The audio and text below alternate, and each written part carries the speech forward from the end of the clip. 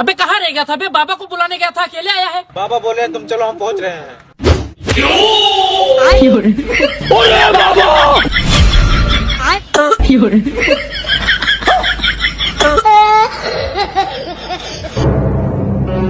देखा बाबा, ऐसे ही सबको परेशान करता रहता है, कभी इसके ऊपर कभी उसके ऊपर। इसका खांसी किसी तरह से ठीक कर दीजिए।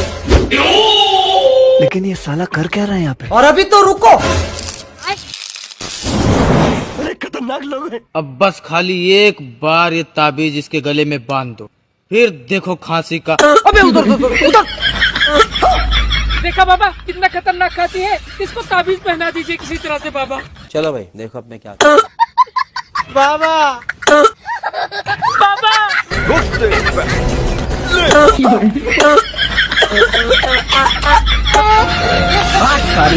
आज देखता हूँ कौन कौन चैनल को सब्सक्राइब करता है।